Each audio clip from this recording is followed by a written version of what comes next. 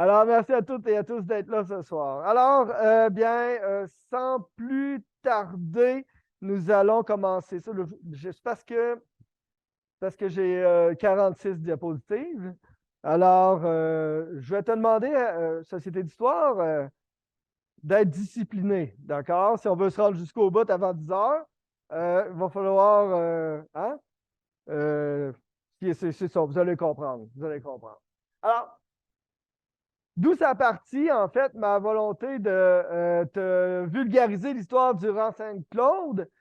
C'est parce que la Ville de Québec nous a contactés afin de faire l'histoire de certaines maisons dans le secteur.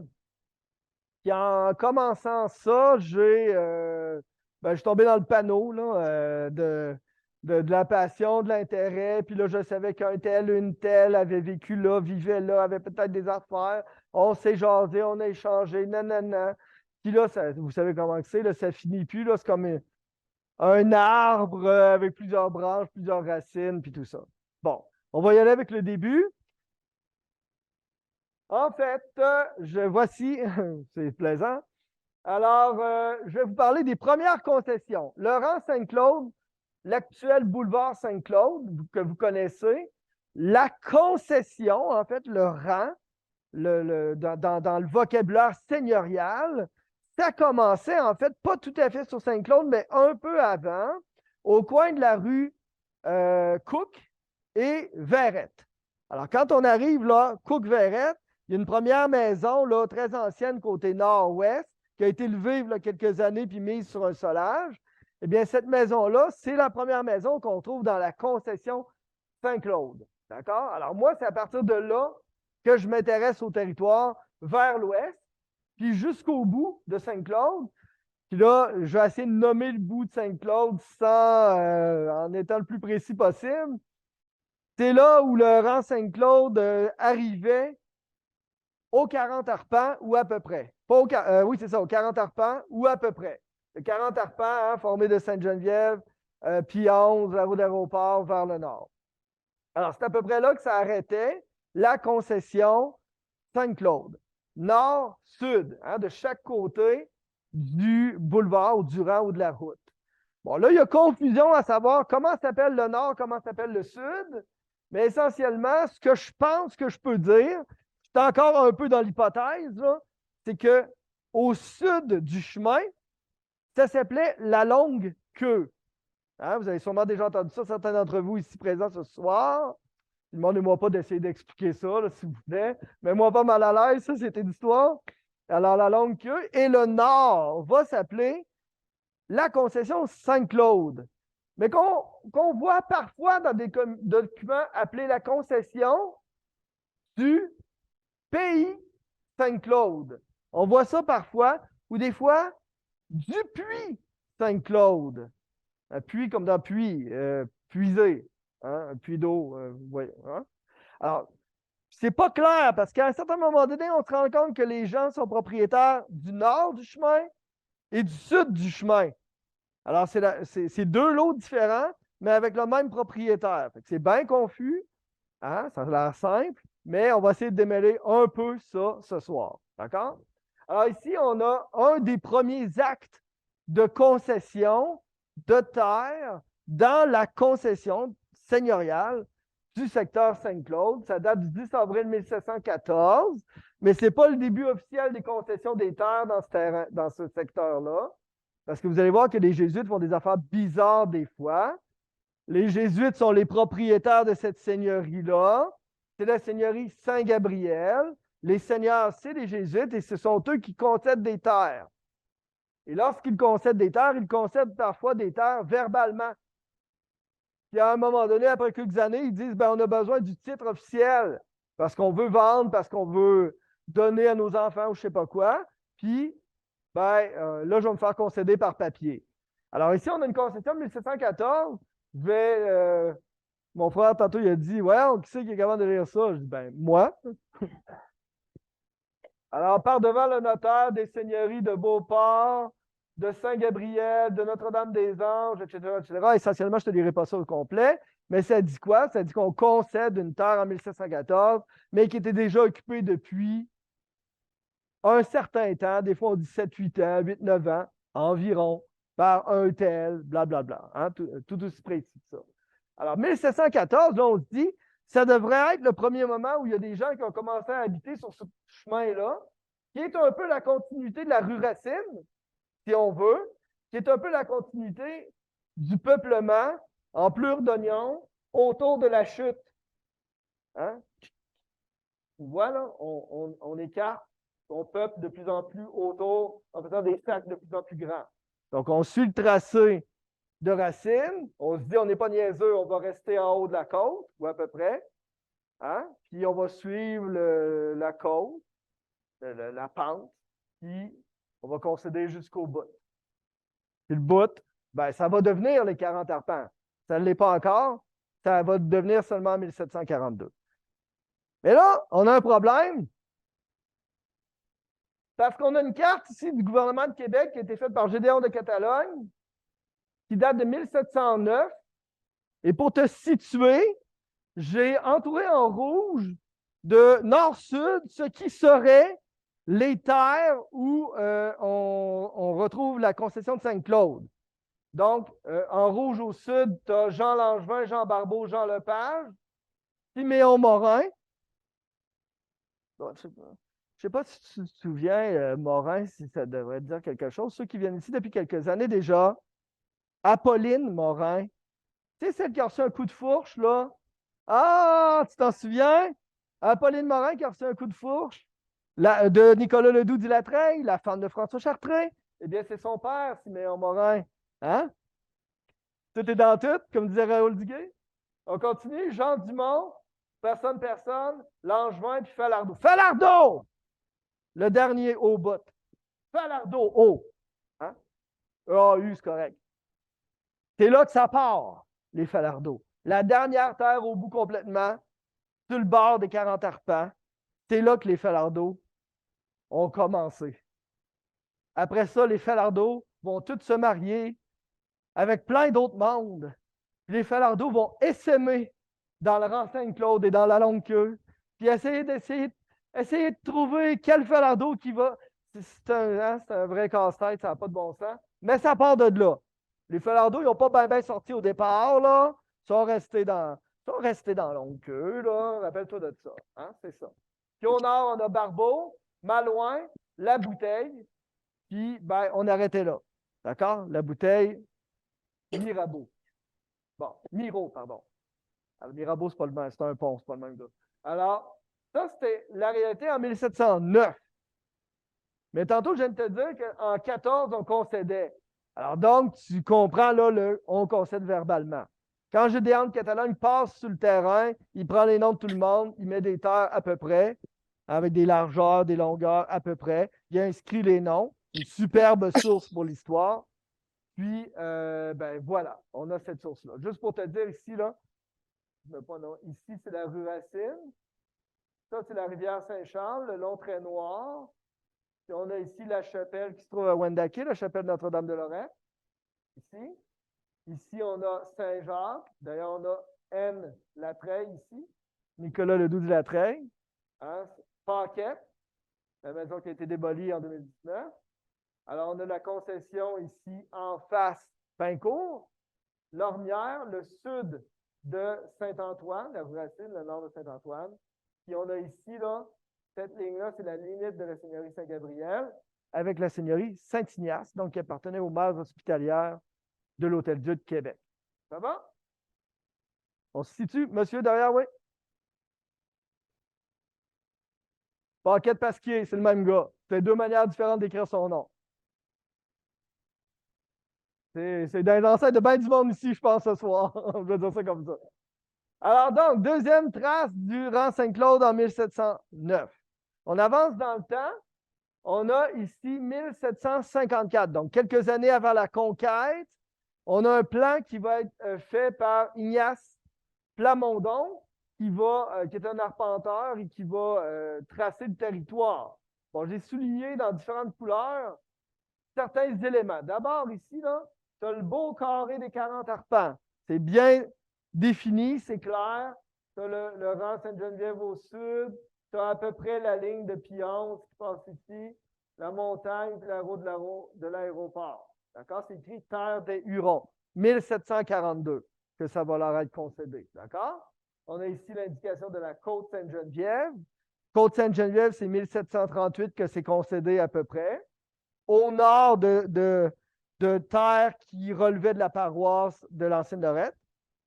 On a aussi, ici, là, j'ai souligné en jaune, le tracé du chemin. Alors, regardez le chemin, là, le boulevard Saint-Claude. Normalement, là, il continue en diagonale. Il ne vient pas se connecter sur le chemin de Sainte-Geneviève. Mais en 1754, vraisemblablement, il se connectait avec Sainte-Geneviève ici. Là. Tu vois, c'est pour ça que je l'ai souligné en jaune. On va voir différentes versions de ça quand le temps va avancer. On a aussi tracé en rouge autour Saint-Claude avec l'appellation ici, le pays Saint-Claude. Je ne sais pas si vous voyez bien, là. Le pays Saint-Claude. Puis ici, on ne voit pas bien, là, mais je vais souligner, c'est écrit Longue-Queue. Donc, sud, Longue-Queue, nord, Saint-Claude. Ça, c'est en 1754. On a aussi, ici, là, on a un ruisseau. C'est une partie, en fait, du ruisseau Gauvin. Je vais vous en parler plus tard du ruisseau Gauvin. Il servait, entre autres, à faire actionner un moulin à scie chez des gens, qui ont un grand-père qui qui travaillait au moulin à scie ici dans la salle ce soir. Enfin, j'en parle tantôt, je ne vole pas de punch. Continue. Alors, il y a une autre carte ici qui est un peu sombre, j'avoue, c'est le plan de la terre de M. Planté. C'est qui ça, M. Planté? Il n'est pas super important pour nous. C'est quelqu'un qui avait des terres beaucoup plus au nord, sur lesquelles passait la rivière Jacques-Cartier. Donc, le chemin pour se rendre à cette terre-là, ben, c'est Pionce, okay, d'aujourd'hui. Alors, donc, on a le plan de la terre, puis son chemin, ben, il partait du cœur, qui était la rue Racine ici. Alors, tu vois l'église ici de la rue Racine, ici. La carte date de 1805, donc c'est un plan de la première église. On est à la 4e ici présentement. On a la chapelle ici, Notre-Dame de Lorette, à Wendake à côté, avec plein de petites maisons placées autour, ramenées tout autour de la chapelle, là, un peu comme le plan d'urbanisme du vieux Wendake. Je ne sais pas si vous êtes déjà allé marcher là-dedans, c'est un peu tortueux. On a également quelques appellations intéressantes, toujours la terre des Hurons, les 40 arpents, le rang Sainte-Geneviève, la Longue-Queue et Saint-Claude. Donc, on voit ici, c'est écrit Longue-Queue au sud, Saint-Claude au nord. Puis au nord de ça, on avait une autre concession qu'on appelait les Grands Déserts. Bon, ça, les Grands Déserts, pas toujours clair parce qu'il y a plusieurs grands déserts dans la Seigneurie Saint-Gabriel. Alors, quand tu cherches Grand Désert, c'est pas sûr que tu es à la bonne place tout le temps. Alors, grand désert. Désert dans le sens de on a déserté, c'est-à-dire qu'on a défriché la terre. Voilà. Donc, 1805. Circa, c'est-à-dire environ. Oui, question, mon frère. C'est vert industriel, oui. C'est au nord de Décime, vert industriel. Exact. C'est ça. Bien. La prochaine carte. Alors, j'ai raccourci le titre. Plan du retracé entre les seigneuries de Gaudarville à l'ouest de la route de l'aéroport. Ça, c'était la seigneurie de Gaudarville. Et la seigneurie Saint-Gabriel à l'est de la route de l'aéroport, qu'on retrouve à peu près ici, là, la route de l'aéroport. Alors, vous avez quelques éléments intéressants sur cette carte-là. D'abord, vous avez le tracé de Saint-Claude qui s'en vient là, ici. Là. On voit juste la fin vers l'ouest. Hein, Saint-Claude, il arrive ici. Là, on a Pionce qui monte vers le nord, ici. D'accord? On a la limite des 40 arpents ici. On a un petit chemin qui descend pour rejoindre Sainte-Geneviève. Intéressant. Deux choses. Si vous avez bon œil, là, il faut bien remarquer ça. Ici, il y a une croix de chemin. Il y a une croix de chemin sur le rang Sainte-Geneviève au sud du rang. Puis on a ici, c'est écrit, là, je vous le lis, la petite maison ici, c'est une maison d'école. C'est le lot 262 du cadastre de la paroisse Saint-Ambroise de la Jeunnerette. Ça a été vendu au début du 20e siècle par la commission scolaire. Alors, c'était l'école de Rang. Vous savez qu'aujourd'hui, il reste une école de Rang sur Sainte-Geneviève, mais qui est plus loin à l'ouest, une maison qui a des grands jardins en avant jaunes, là. Vous savez laquelle je veux dire. Ceux qui ne le savent pas, allez-y, passez là, puis vous voyez à droite, là, à peu près dans le milieu de Sainte-Geneviève, il y a une maison jaune avec un pignon, puis il y a un grand, grand potager en façade. Au coin d'Aladin que M. Poirier. Un petit peu dépassé Aladin, en tout cas. Il y en a une là, mais ce n'est pas elle. Il y en a une plus vieille. Et la plus vieille, bien, elle se trouve ici, maison d'école sur Sainte-Geneviève. Puis on a en bleu, je me suis forcé, le tracé du ruisseau Gauvin. Si vous avez bon œil, vous allez remarquer ici des petits carrés noirs autour du ruisseau Gauvin. Bien, ça, on va en parler un petit peu plus tard, parce qu'à un moment donné, on va avoir besoin de l'eau pour faire fonctionner des moteurs, de la mécanique. La mécanique, je ne suis pas bon hydraulique, on peut dire ça. Puis, ben, on va en reparler tantôt. Monsieur Savard.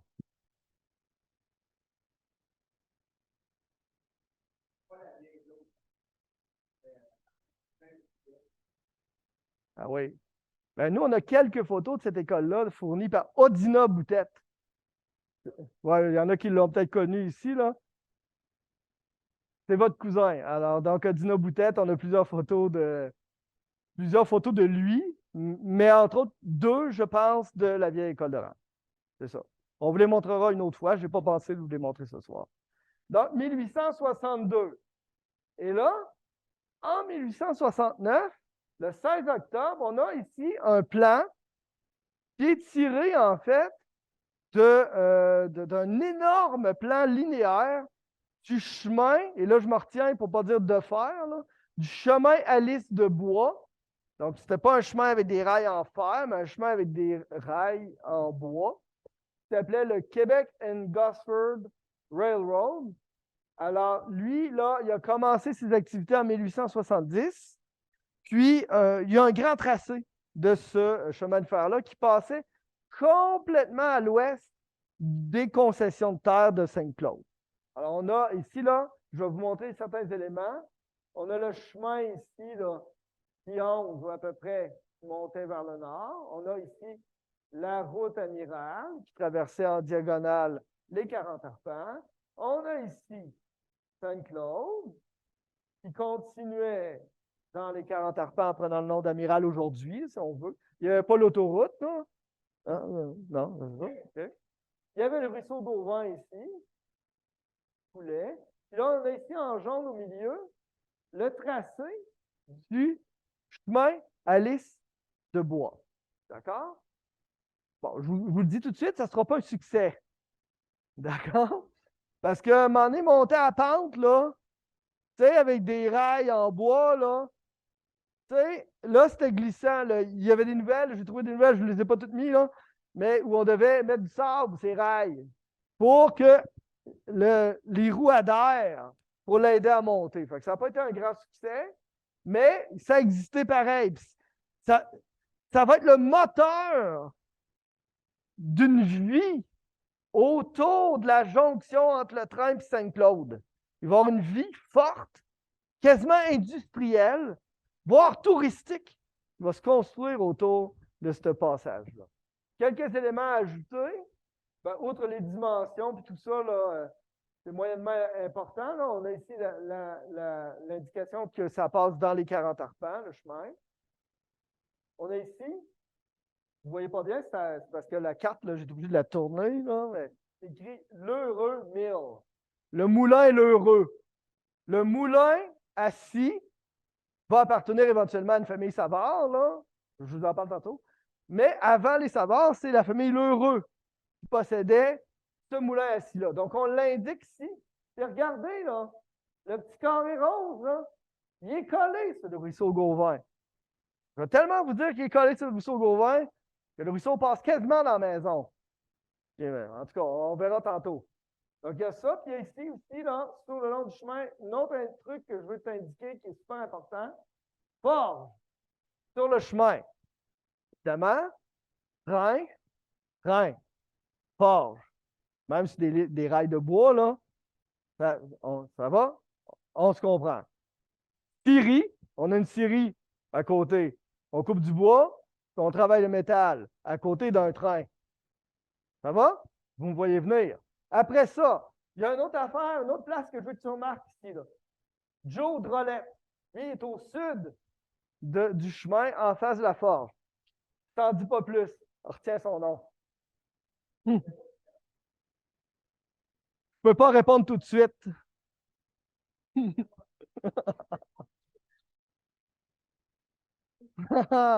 Ben, c'est la prochaine diapositive, de toute façon. Alors, le premier plan que vous avez vu, c'est comme le plan précédent, là, c'était pour le tracé du chemin de fer. Mais on va refaire un deuxième plan de ce tracé-là, qu'un collègue là, qui fait plein de recherches en parallèle et tout ça, là, les trains, le parallèle, on aime ça. Alors qu'il fait des recherches en parallèle, tu avais compris la blague, ouais, c'est ça.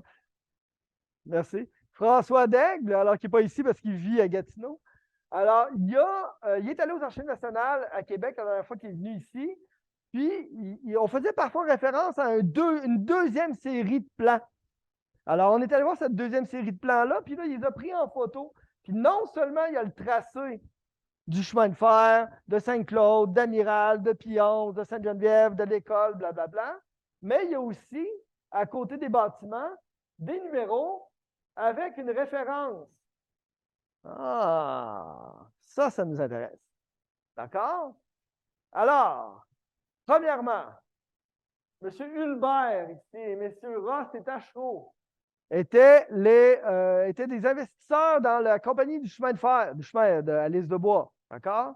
Alors, ils possédaient des terrains, donc numéro 1 et 2, qu'on retrouve ici. 1 et 2. D'accord? Ensuite, en 3, M. Joe Drolet. En face, tu t'en souviens? En face de la forge, Joe Drolet possédait un hôtel à cet endroit-là. Donc, il avait un hôtel, M. Joe Drolet. Train, hôtel. Ben oui, tu me vois venir? Non seulement Joe Drolet avait un hôtel, mais Joe Drolet, ça va mal finir son affaire parce que Joe Drolet, il s'était parti un petit sideline dans son hôtel, une buvette. On appelait ça une buvette, il appelait ça une buvette. Ça, une buvette, là, t'arrêtes là, tu t'en vas vers le nord, tu as besoin d'un petit remontant, t'arrêtes là, un petit wouhou, puis tu repars, tu sais. Fait que lui, il avait ça va mal aller, sa buvette va mal aller, il va se faire poursuivre, il n'avait un autre en ville, puis là, il s'était sauvé, ça a mal fini. Joe Drolet. Bon. Ensuite, tu as la forge de Savard en numéro 4, la forge de Savard. Bon, Savard. On va retenir. Y a-tu du monde? Y a-tu du monde ici, t'asseoir?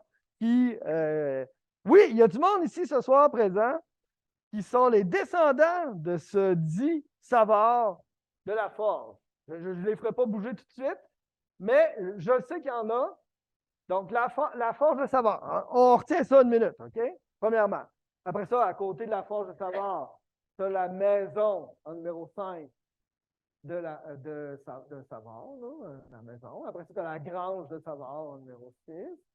Après ça, tu as l'heureux. On mettait l'apostrophe l'héros, là. C'est une autre manière d'écrire l'heureux. L'heureux 100 000 en numéro 7. Donc, on regarde le ruisseau d'Auvin, numéro 7, le moulin. Et là, tu le vois, c'est bon? Je sais aussi qu'il y a du monde ici présent ce soir qui, qui sont en lien de parenté avec le moulin de ça. Je t'en parle pas tout de suite plus. Après ça, tu as la maison en numéro 8, juste en bas du moulin, devant le moulin, bien sûr. Après ça, tu as Falardeau. Là, Falardeau, je te l'ai dit tantôt. Moi, je n'ai pas démêlé le Falardeau encore. Hein? Je me suis concentré sur les autres. Dans le Falardeau, je suis un peu confus encore. Fait que, tu sais, numéro 9, tu t'en vas plus vers l'autre bout, là, ça devient mêlant un peu. En tout cas, numéro 10, tu as la grange de tôle de Savard. Tu as la maison d'un autre Savard. Parce que les Savards, là, ils ne seront pas juste un. Ils ne seront pas juste un à porter le même nom en plus, en même temps. C'est confus. Mais tout ça, je pourrais continuer longtemps. Mais sur le 10 plan je veux que tu regardes une autre affaire. C'est que ici, en 14, là, c'est indiqué station. Tu vas juste à côté du 14. 14, ça appartenait à Paul Picard. C'était sa grange. Paul Picard, le notaire, Paul Picard. S'il y en a qui ont connu. Non, personne ici. Si tu as connu le notaire de Paul Picard, lève pas la main, s'il te plaît, reste discret. Parce qu'on va penser que Kim Yaroshevskaya est présente ce soir. Elle a eu 100 ans, c'était. Ouais, c'est ça.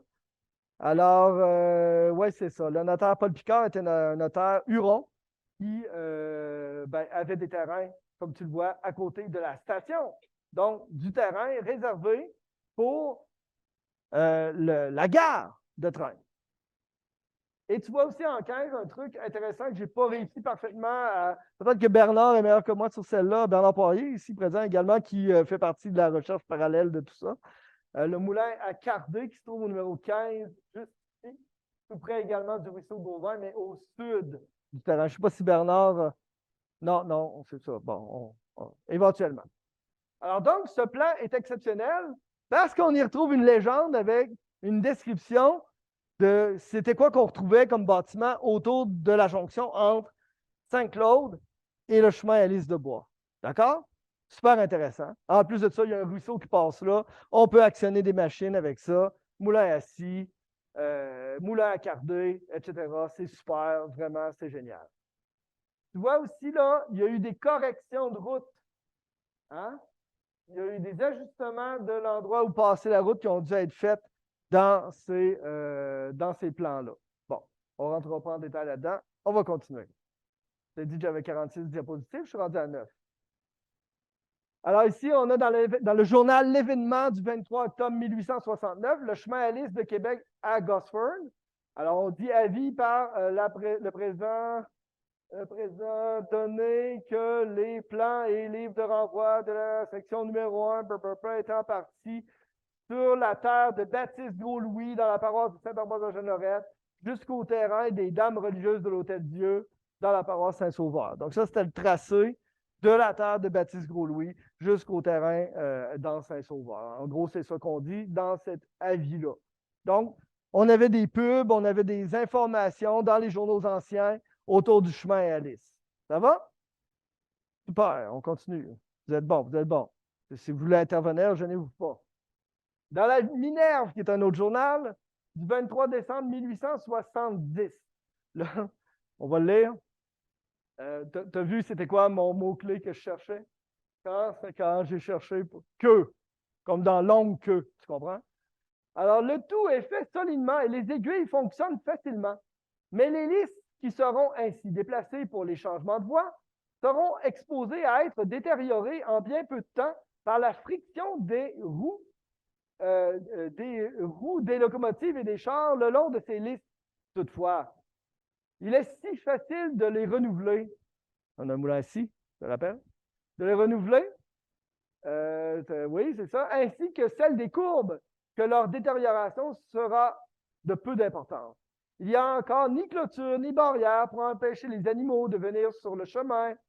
Et je dois faire remarquer que jusqu'à ce que les clôtures et les barrières aient été posées, la compagnie sera responsable de tous les dommages qui pourront être causés par le passage des convois.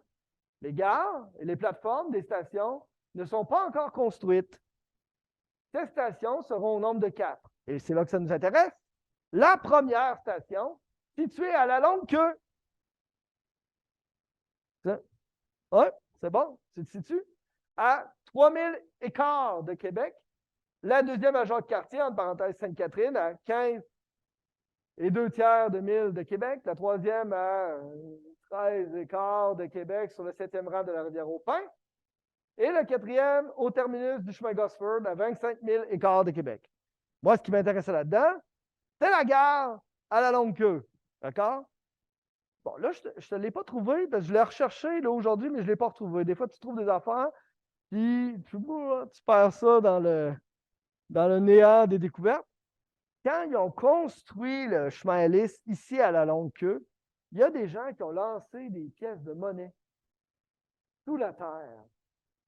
Ils ont recouvert ça pour porter chance pour l'éternité. Alors, si quelqu'un met la main là-dessus à un moment donné, vous me le direz.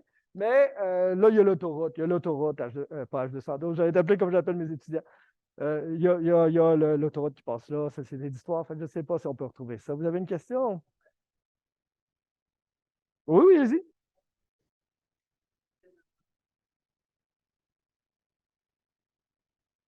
On peut présumer effectivement que les pièces de monnaie sont disparues sur l'autoroute et on ne sait pas ce qui est arrivé avec. On peut effectivement émettre cette hypothèse-là. Je pense qu'elle est pas mal solide, l'hypothèse. Alors, on continue? Alors, dans les. On ne voit pas très bien. Je ne sais pas si je vais être capable. Dans l'événement du 28 octobre 1871, bon, c'est un accident qui arrive, je vais te le résumer, OK? Parce que là, je vais avoir de la difficulté à le relire à droite, là. Mais essentiellement, ce qu'on dit. Ah, je peux le lire dans mon écran. Ben oui, Hugo, hein, toi dans les coms, tu es comme une voix qui me dit, qui me donne des conseils, sauf que là, je n'ai pas mes lunettes. Alors, mais je vais être correct, là, je devrais être correct, je vais être correct. Alors, un accident de promenade, là, ça vaut la peine que je te lise, c'est exceptionnel, c'est savoureux. Hein, ça fait appel à la buvette. Je pense qu'il y a un peu de buvette là-dedans. Tu t'en souviens, la buvette? Oui, c'est ça. Accident de promenade. Mardi soir, M. Bélanger de cette ville revenait en compagnie d'un ami d'une promenade à Lorette.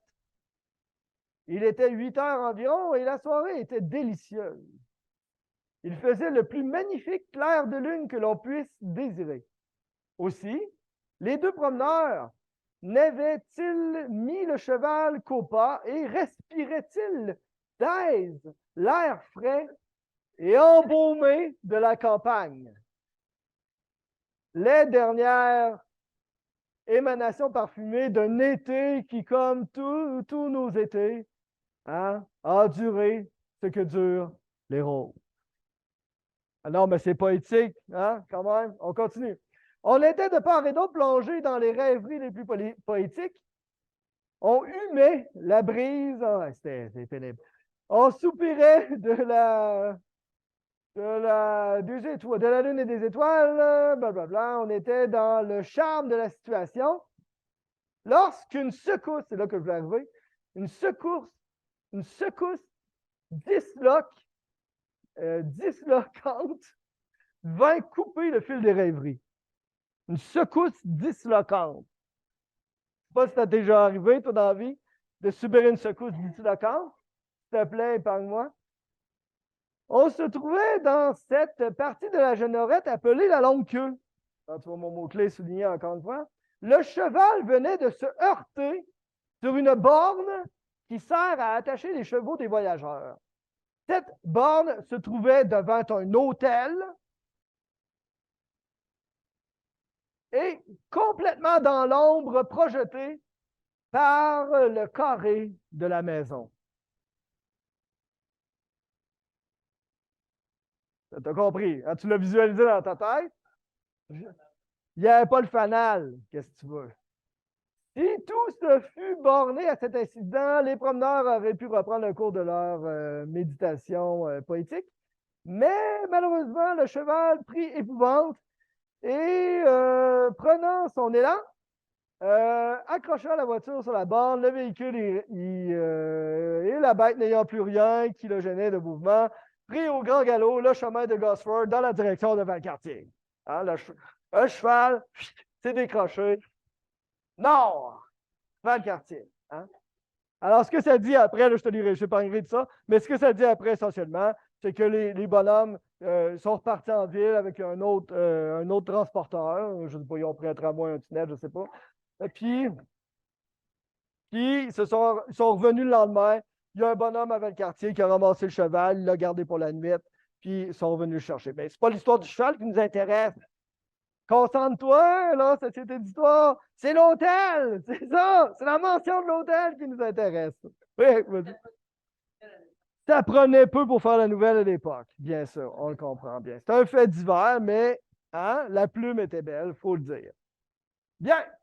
Alors, c'est ça qu'on disait dans l'événement du 28 octobre 1871. Donc, le cheval a pris la courbe, là, nord, vers Valcartier. Prochaine.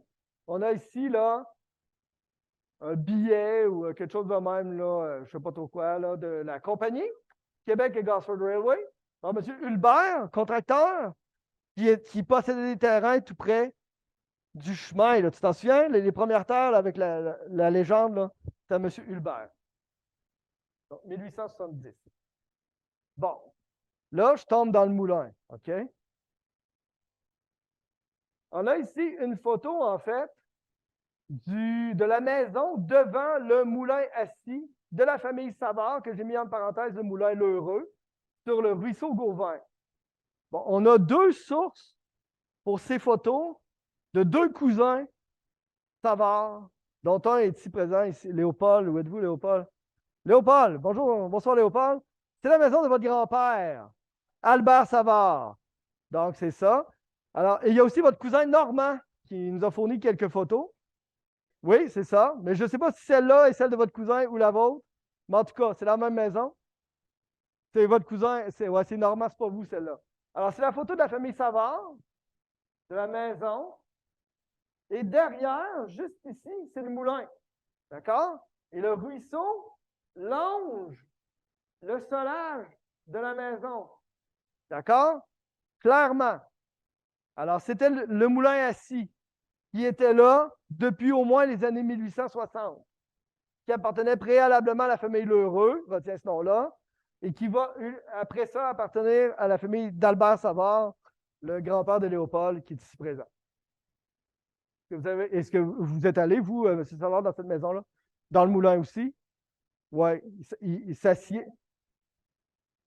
Non, non, je comprends. Ouais, c'est ça. Je crois que c'était votre oncle Aimé qui avait la maison qui restait en arrière, c'est ça. Le ruisseau était assez fort pour faire tourner une roue. Là. Je ne sais pas si j'ai mis une photo de la roue. Ben oui, ça a fonctionné avec une roue, puis c'est ça. Ben, c'est un petit ruisseau, là, on s'entend, là. Monsieur Duras, c'est vrai que c'est pas Rivière-Saint-Charles, là, t'sais. Mais c'est assez. Il y avait une bonne pente ici, hein? C'est ça. Puis là, ben, ce terrain-là, c'est plus là aujourd'hui parce que l'autoroute passe là. Alors, tout ça a été démoli là, pour faire passer l'autoroute Henri IV, bien sûr. Normand, votre cousin m'a raconté que la grange derrière ici, là, elle était 2 tiers, 1 tiers. 2 tiers dans Saint-Claude et 1 tiers dans Saint-Gérard. D'accord? Alors, il y avait une partie de la Grande Grange qui était à Val-Bélair et une partie à Neuchâtel. Fait que la limite passait là. D'accord? C'est un petit peu drôle quand même. Mais c'était au bout de Saint-Claude. D'accord? Puis, ben, juste pour te dire, la Seigneurie Saint-Gabriel continuait. Alors, elle n'avait pas de limite, la Seigneurie Saint-Gabriel. Tu sais. Elle continuait. Fait que de toute façon, à un moment donné, on a inventé une limite pour les municipalités, puis on a passé à travers une grange. Qu'est-ce que tu veux qu'on fasse? C'est ça. Alors, la maison de la famille Savard, on en a quelques-unes. On a une autre ici. Alors, je ne sais pas si vous l'aviez déjà vue, celle-là, Léopold. C'est votre cousin Normand, celle-là aussi. Alors, donc, c'est la vieille maison ici. Comment? Ici, là? Ouais. Alors, il y avait écrit là, sur la photo, là, vers 1940 quelques, on voit le fossé en avant, les clôtures, les potagers, puis les terres en arrière. Donc, tout ça est disparu aujourd'hui sous une autoroute. On continue, une autre vue. Avec les pièces de monnaie, oui, c'est ça. Vieille maison sur le rang Saint-Claude. Donc, on voit vers l'est, on voit le côté de la maison. Donc, on voit vers Loretteville, si on veut, le Saint-Claude passe ici, avec, je ne sais pas, là, des patates, des choux en avant qui étaient cultivés. Et le ruisseau Gauvin qui passait juste à côté de la maison. On continue. Une vue aérienne du terrain dans les années 60.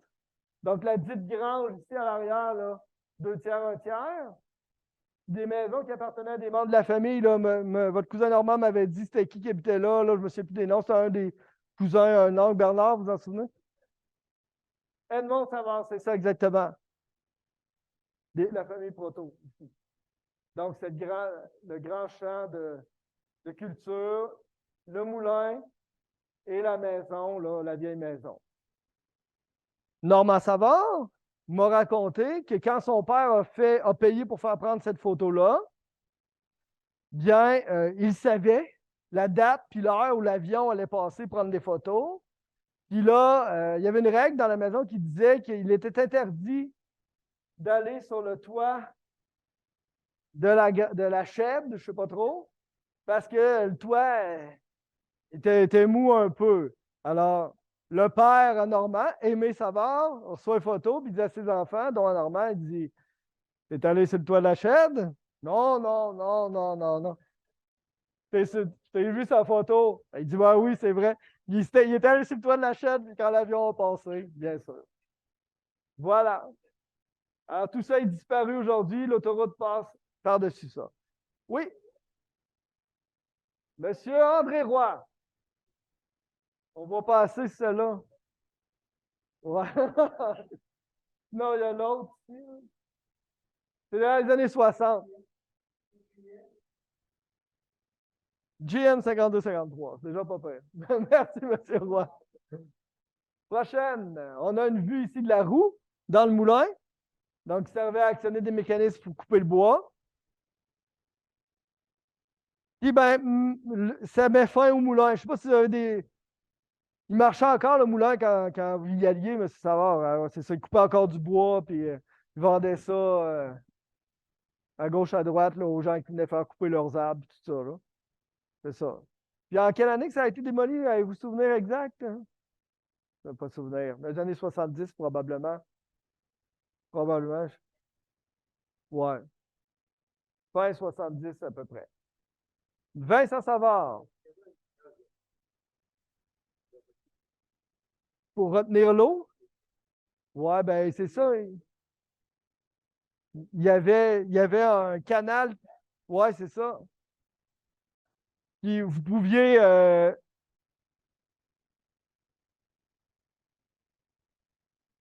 Ouais, ouais, ouais, c'est ça. Vous pouvez contenir l'eau, là, puis créer un débit fort quand il y avait besoin, puis tout ça. Alors voilà. Alors la prochaine photo, ben, c'est la forge. Alors, une photo magnifique qui est dans le livre, vous l'avez déjà vu, qui nous a été remise par la dame ici devant. Alors, la photo de la forge. Alors, donc, au sous-sol de cette maison magnifique. Donc, la forge, vous l'avez déjà vu là, sur les plans, je vous l'ai montré. Complètement au bout de Saint-Claude, ou à peu près, ben, pas tout à fait au bout, mais au bout d'aujourd'hui, si on veut, là, de Saint-Claude. Là où se trouve le garage au bout de Saint-Claude, ben, se trouvait cette magnifique demeure-là, au sous-sol de laquelle se trouvait la forge. Là. Je vois les dames faire des sourires ici parce que c'était chez vous. Ben oui. Ah, alors ici, votre arrière-grand-mère et votre arrière-grand-père, Elzéar Bédard et Marie Rousseau. Rousseau, voyons, je le sais en plus. Et c'est la grand-mère de Diane. Ouais, donc, c'est vos arrières et sa grand-mère. Ouais, c'est ça. Alors, c'est magnifique, cette photo-là. La forge. Euh, bon, moi, j'ai trouvé que cette maison-là a été construite en 1860. D'accord? Puis que avant que Elzéar Bédard l'achète, au début du 20e siècle, en 1904, ça a été 1904, je pense, de mémoire à peu près. Avant ça, c'était la propriété, devinez, de la famille Savard, bien sûr. Alors, puis, ben, la forge, et je reviendrai sur la photo, a été vendue par Charles Savard, forgeron, époux de Marie Linteau, à Elzéar Bédard, forgeron, qu'on vient de voir. Donc, et le Charles Savard que je viens de vous montrer, et l'arrière-grand-père de Georges Savard ici ce soir, assis à côté de Huguette Bourré, qui est l'arrière-petite-fille d'Elzéar Bédard, donc l'arrière-grand-père vous autres aussi. Arrêtez donc. Ils se tournent, ils se regardent, ils disent: Vous êtes tous des cousins et cousines. J'avais mon punch déjà prévu, mais je ne pensais pas que ça allait s'étirer plus. Vous m'avez eu. C'est ça, Jem, à la Société d'Histoire, on a gagné ça. Alors, donc, Charles Savard a vendu à LZA Bédard la forge. Et voilà, c'est ça. C'était ça mon punch, je les ai mis une après l'autre. C'est ça. Ouais, ouais, ouais. On a la preuve qu'il y a eu des descendants, bien sûr. Bon, là, une des affaires que j'ai essayé de démêler, moi, c'est les liens de parenté entre tout le monde. Bon, là, j'ai consulté beaucoup Huguette ici pour essayer de comprendre qui était qui. Là, à un moment donné, Huguette m'a fait un plan avec les maisons à l'ordinateur. Puis elle disait, ouais, mais ça, c'était la maison, ça, c'était le cousin, ça, c'était mon oncle. Là, j'ai suivi un peu, mais pas aussi parfaitement qu'eux autres, là. OK? Mais il y a une affaire que je conclus, c'est que tout le monde qui vivait autour du chemin de Saint-Claude, près du moulin, près de la forge, près du train, près de l'hôtel, puis on étire des deux sens. Là. Des fois, on se marie avec des gens des 40 arpents aussi. Des fois, on se marie avec des gens vers Val-Saint-Michel aussi. Des fois, on étire Saint-Claude plus vers Loretteville. Fait que tout ce monde-là, quand on commence à vérifier les liens de parenté entre eux, bien, ça fait des affaires comme ce soir. Ben, nous autres aussi, c'est nos arrières, tu sais. C'est ça. Aidez-moi, vous autres. Vous êtes qui exactement? Lui ou l'autre d'avant? FCA, OK. Ouais. Puis vous aussi?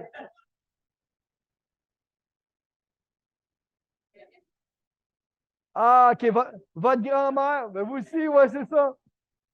Alors, votre grand-mère, c'était, OK, Clairette, Bédard. C'est ça. C'est laquelle? Elle? Celle-là? Elle ici, là. C'est votre grand-mère. C'est la.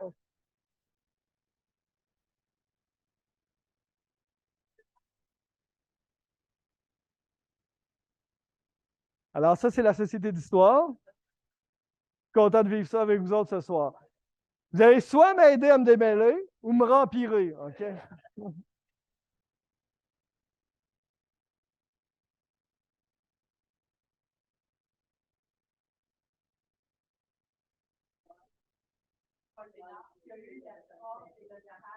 Donc, Paul Bédard, ici, il y a eu le garage de la Forge, puis après, c'est votre père qui l'a eu.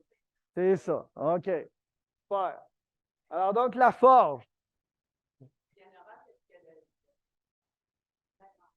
Ici, c'est votre grand-mère, au sœur bourré. Oui, c'est ça. Voilà. Ah, vous vous appelez Diane parce qu'elle s'appelait Dianora. C'est ça. Ah. Alors ici, pour ceux qui sont à la maison, les gens ils font un test d'ADN Ancestry pour se relier entre eux présentement. Vous expliquer ça, ça serait trop compliqué. Alors, Charles Savard, forgeron, ça va? Puis là, je suis allé chercher, en fait, parce que j'ai écrit que Charles Savard était l'époux de Marie Linteau, volontairement. J'ai écrit ça volontairement. Euh, Puis là, je suis allé chercher, puis j'ai trouvé, en fait, un extrait d'arbre généalogique sur Ancestry dont j'ai copié une partie en ligne. J'ai fait Ouais, c'est ça. Bon. Le Charles Savard qu'on vient de voir sur la photo précédente et Marie Linteau, ils sont ici. Hein?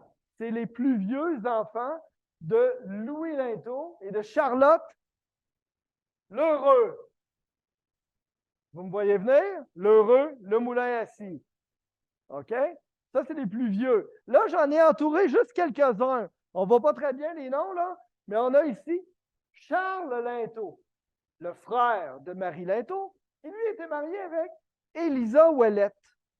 Retiens bien le nom Ouellette. Je vais y revenir dans quelques instants, bien sûr. Il y a aussi un lien avec les Ouellettes. Et pour mon propre plaisir, parce que moi, j'habite, en tout cas, certains pourraient dire la longue queue, c'est la rue Verrette, j'habite sur la rue Verrette. Et mon troisième voisin, c'est Onésime Fizette. Bon, il est mort en 1927, tu vas dire, là, mais mon scout qui était là tantôt, eux autres, quand ils parlent de mon troisième voisin, ils disent chez Onésime Fizette. C'est le même, c'est le défaut de. Comment? Où était votre grand-mère? Euh, Aidez-moi. Intério, ouais, c'était des ouais, c'est ça, exact. Ouais. Alors là, ici, on a Ida Fizette, qui est également marié avec un des frères Linteau. Là, je ne vois pas bien le nom, là, mais c'est pour te faire comprendre l'idée. Donc, Fisette, qui habitait sur Verrette, mariée avec un Linteau de Saint-Claude. Ouellette, qui habitait aussi sur Saint-Claude, je t'en parle dans un instant. Marie, un Linteau de Saint-Claude. Puis Charles Savard, qui était le forgeron, qui vend à eux autres après, se marie avec une Marie Linteau de Saint-Claude aussi. Tout est dans tout. D'accord? C'est juste un petit exemple. C'est juste un petit exemple. Dans eux autres aussi, là, je pense que c'est. Attends, là, je ne vois pas bien. Là. Il y en a un qui s'appelle Odina Linteau, je pense. Peut-être lui, en tout cas. Il y en a un qui s'appelle Joseph Odina Linteau. La rue Linteau, là, c'est eux autres. Lui, on a un fonds qui nous appartient à la Société d'histoire de Odina Linteau. Odina Linteau, c'était un personnage particulier, entre autres, là, qui a eu des affiliations politiques particulières, on va dire ça comme ça.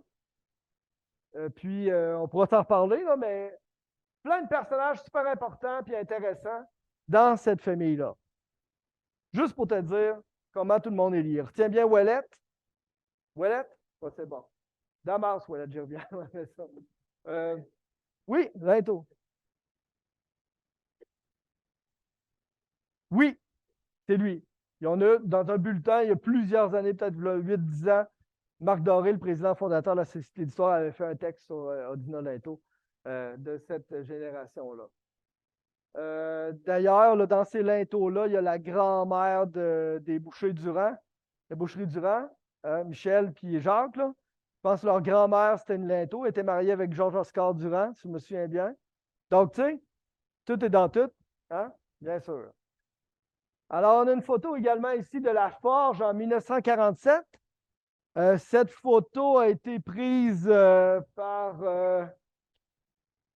Morissette, je pense. En tout cas, elle était aux Archives nationales du Québec. Elle n'était pas numérisée. Je l'ai commandée, on l'a reçue il n'y a pas longtemps. Alors, ce qui nous a permis là, de la partager, entre autres, là, à Huguette. Donc, on voyait là, de l'ouest vers l'est la forge en question là, en 1947. Donc, il était d'une station-service aussi, là, puis tout ça. Texaco. Voilà. Alors, ça va?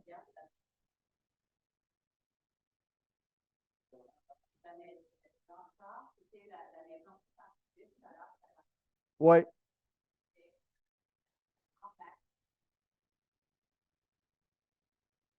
Qui était marié avec M. Legros. Voilà. Voilà. On va continuer. La prochaine photo, oui, on voit un peu ici, là. On devine un peu. Votre père avait construit cette maison-là à l'arrière. Puis, elle a été déménagée en face aujourd'hui.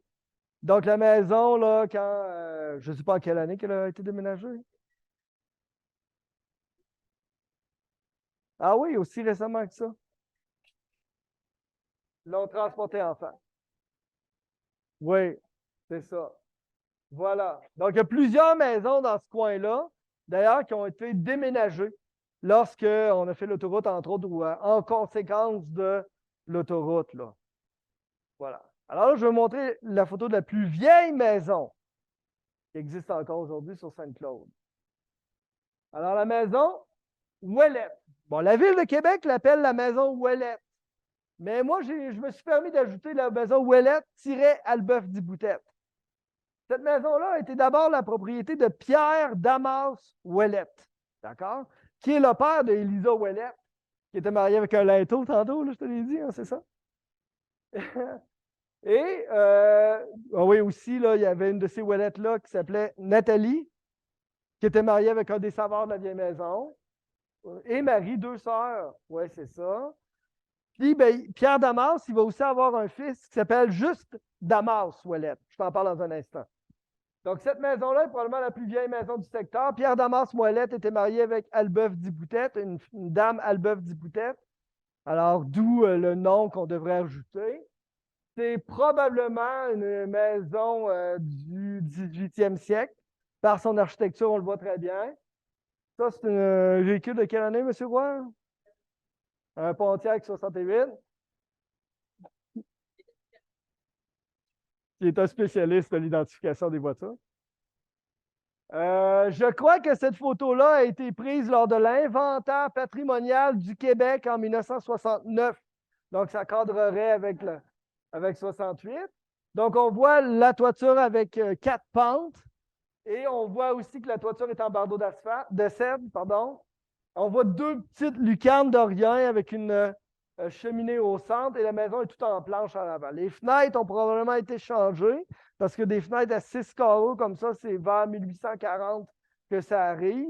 Avant ça, on avait des fenêtres à 24 carreaux avec des petits carreaux parce qu'on n'était pas capable de faire des gros carreaux vite. On faisait des petits. C'est un petit peu plus plate à peinturer. Madame Falardeau.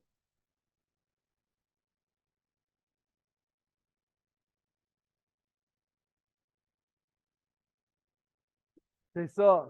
Parce que le bout de Sainte-Geneviève, là, quand ça sépare en deux, il existe vers le gage Martel. Elle se situe à peu près en face de la côte Pennée. C'est pas celle-là. Non. Je vais y venir. Volez-moi pas de punch. Euh, donc, cette maison-là, le bœuf d'Iboutette, probablement la plus vieille du régime français, probablement assurément. Euh, Là, ce qu'on voit, c'est la façade de la maison, donc la façade vers le sud. Alors que ce qu'on voit quand on est sur le boulevard Saint-Claude, on voit l'arrière. L'arrière de la maison a aujourd'hui des lucarnes en haut, mais elles ont été ajoutées, les lucarnes du côté nord. Donc, par l'octroi d'un permis de la Ville de Québec, blablabla. Mais on a ajouté des lucarnes. Alors, il n'y avait pas de lucarne à l'arrière, seulement en avant, en façade de la maison, qui se trouve vers le sud. Donc, quand on roule, on voit l'arrière de la maison, qui est devenu l'avant par la suite. Oui,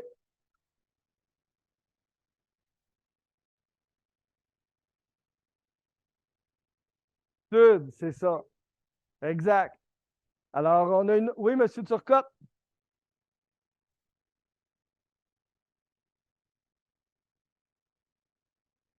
probablement. Les légumes ou peut-être une petite section. On voit probablement une laiterie ici aussi. Il y avait probablement une laiterie à l'est, qui était le côté le plus frais, le plus froid de la maison. Donc, on conservait probablement le lait dans ce carré-là. On a une autre photo de l'arrière, qui est rendu l'avant, qui a des lucarnes aujourd'hui, là. OK?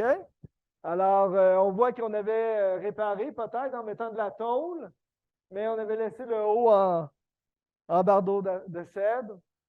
Puis on devine aussi qu'il y a une drôle de symétrie par rapport aux fenêtres, là. Les deux vers l'extérieur sont plus éloignés, puis les deux vers la centre sont plus collés. C'est peut-être un indice nous permettant d'émettre l'hypothèse que la maison a été agrandie vers les deux sections extérieures, autour de la cheminée centrale. Je serais curieux d'aller voir dans cette maison-là. Je dis ça de même. Je serais curieux d'aller voir dans cette maison-là. Oui, c'est ça. Je dis ça de même. On continue. Alors, dans les autres vieilles maisons, il y a la maison Linteau, les Linteaux. Hein? Cette maison-là est difficile à voir à partir du chemin.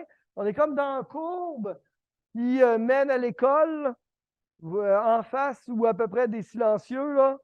Il y a une genre de petite rue qui descend et qui mène à cette maison-là, donc qui est la maison Linteau, qui a été rénovée, réaménagée un peu, mais on voit le vieux carré de la maison, on le devine très, très bien.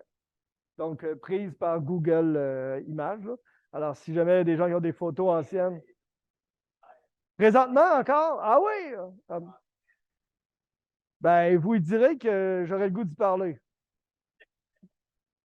Je dis ça de même. Bien. Alors, donc, la maison Linteau. Donc, les Linteaux, là, il y a un de ces Linteaux là aussi qui est mort durant la Première Guerre mondiale, si je me souviens bien, dans la famille. Je ne me souviens pas l'année et le lieu, mais je pourrais retrouver la nouvelle. Mais tu sais, c'est une famille importante. La rue va porter le nom, la rue Linteau, puis tout ça. Super importante dans le secteur. Bon, là, je l'ai appelé la maison des Sœurs Martel, parce on s'en vient plus vers l'est, vers Loretteville, où on voit les champs, le grand espace et tout ça. Donc, la maison ici n'existe plus aujourd'hui, puisqu'elle a été victime d'un incendie en janvier 1960. Puis, c'est pour ça que je l'ai appelée la maison des sœurs Martel, parce qu'il y a 3 sœurs de la famille Martel qui sont décédées dans l'incendie de cette maison-là, le 10 janvier 1960.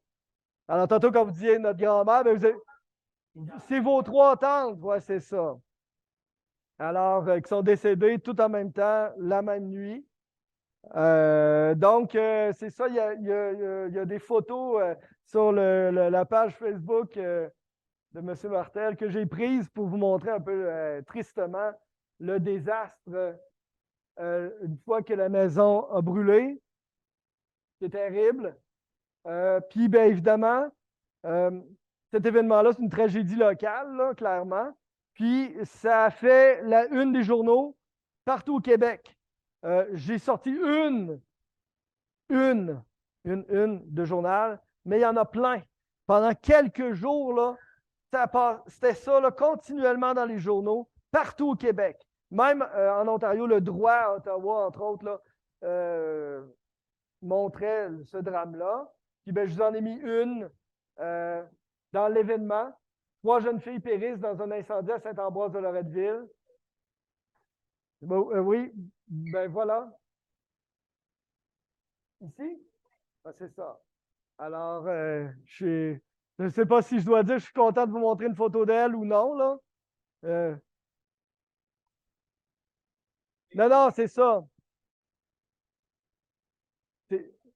Ça reste tragique quand même, là, tu sais. C'est votre grand-mère, tu sais. Ah, c'est ça. Le père de la famille était déjà décédé quand c'est arrivé. Puis, ben voilà, là. Oui, elle, là, sur la vieille photo de la force, c'était la plus jeune. C'est ça. Wow, c'est merveilleux, quand même. Alors, c'est un drame terrible. Tout le monde qui se souvient de cet événement-là se souvient. C'est aussi marquant pour une communauté que l'incendie de l'église en 1967, je pense. Il y avait des vieux pompiers, là, je pense à Jean-Louis Martel, entre autres. Je pense que le père à Francine, Ernest Trudel, il en a parlé longtemps. Ah oui, j'en doute pas. Qui était pompier à Loretteville. Alors, c'est quelque chose de très, très, très. Et, et c'est votre père qui est allé les identifier, là, tristement aussi, là. Alors, ça aussi, ça s'est passé sur le rang Saint-Claude, plus récemment que des vieilles affaires de train et tout, là. Mais quand on parle de Saint-Claude, on doit absolument évoquer ce drame-là. Oui. Ben, je pense que je ne sais pas trop, là. Je me suis... Ouais, c'est écrit, mais là, électrique, là. Euh, ouais, c'est ça, là. Ça, là, essayez de trouver c'est où. Le bon nom. On s'en sortira jamais. Parce que là, le monde de Saint-Claude, c'était Loretteville, mais c'était pas Loretteville, c'était à Paroisse, c'était Saint-Ambroise, mais c'était pas Loretteville. Oh, c'est confus. C'est confus. Euh, tous les rapports du coroner qui ont été publiés et faits, réalisés avant 1967, sont publics. D'accord? Et on peut les consulter, sauf s'il y a des huis clos dessus. Puis, ben, ça, c'est pas le rapport du coroner, mais c'est une fiche descriptive du rapport du coroner qu'on pourrait commander et lire. Puis ben, ça résume un peu. Vous voyez, là, j'ai tapé Augustine Martel, qui était une des 3 sœurs. Alors, le lieu, c'est à Saint-Ambroise. Elle avait 20 ans. Elle était la fille de Feu Edmond. Découverte du corps le 10 janvier 60. Date de l'enquête, le 21 janvier, à Québec, par le coroner Raymond. Verdict, mort accidentelle par asphyxie lors de l'incendie de sa demeure. Présence de témoignages, oui. Dans cette tragédie, 2 autres sont décédés, Lucille et Véronique, ses 2 sœurs. Alors, donc, on mentionne ici que tous les dossiers peuvent être sont publics avant 1967. Alors, il y a toujours une espèce de... J'ai-tu le goût de lire ça? Tu sais, c'est ça, là. C'est comme, je vous ai déjà parlé que j'avais commandé le rapport du coroner à la suite de la mort de Bertha Baller. Mais Bertha Baller, elle n'a pas de descendant, tout ça, là, fait que ça n'affecte pas personne. Augustine, c'est la blonde à Julien Fournier Transport. Oui, c'est ça. Ouais, c'est ça. Non, d'autres. Je me gêne de commander ce rapport du coroner-là. Oui,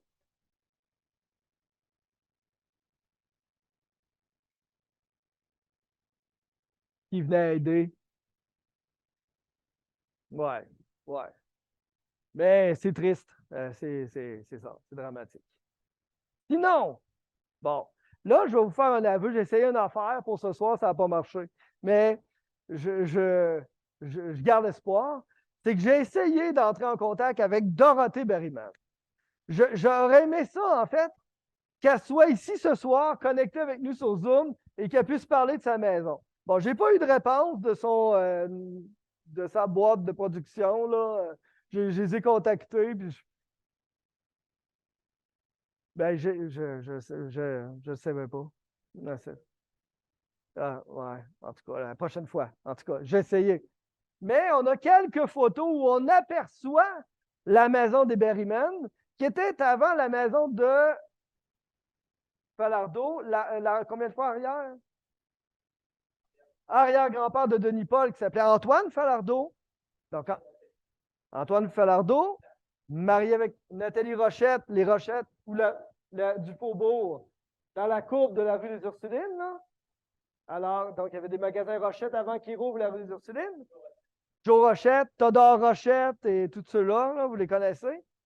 Alors, Antoine Falardeau, l'arrière-grand-père de Denis, possédait la maison des Berryman et qu'on devine un peu ici sur cette photo-là, qui est une photo qui provient de la collection personnelle de Denis, tirée d'un livre souvenir, toute une histoire qu'on ne racontera pas ce soir, mais c'est des Falardeau ici devant, sur la charrette.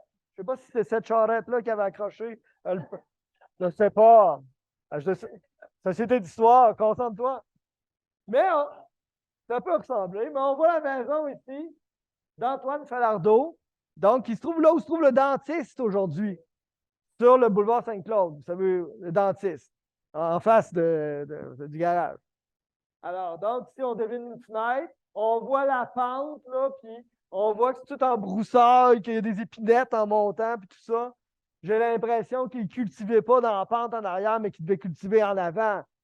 Hein? D'ailleurs, Denis racontait que sa grand-mère, Marie-Louise Falardeau, glissait en avant 2 fois par jour. 1 000 à chaque fois. C'est ça. Il fallait remonter 1 000 après, mais en tout cas. Ouais.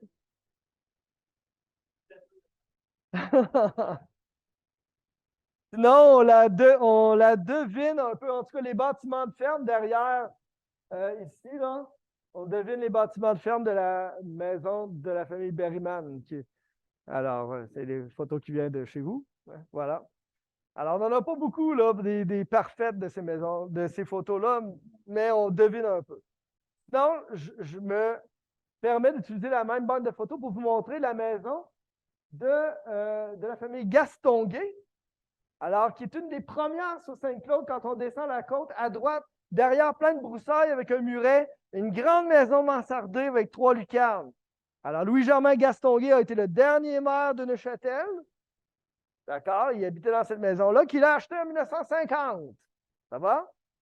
J'ai parlé à son fils, Louis Gastonguay, qui habite dans la maison à côté de celle-là, et qui m'a raconté que lorsque ses parents avaient acheté cette maison-là à des Falardeau, Alphonse, pas relié avec l'équipe à Denis, mais en tout cas, j'ai essayé de trouver c'était qui, je n'ai pas réussi parfaitement.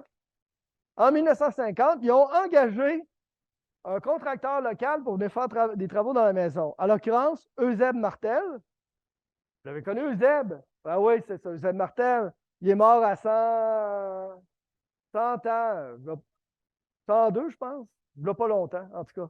Il a été vieux longtemps, on peut dire ça. Il était allé faire des travaux dans la maison et il avait vidé, en fait, entre le plancher du deuxième et le plafond du premier. Il avait défait ça et vidé 30 brouettes de crottes de souris.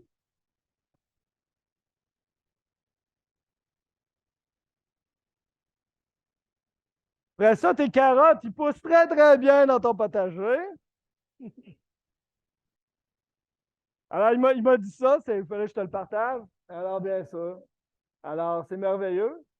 Puis, bien, ben, on la devine un peu sur la photo suivante. C'est magnifique. Vous êtes allé là souvent? Oui. Oui.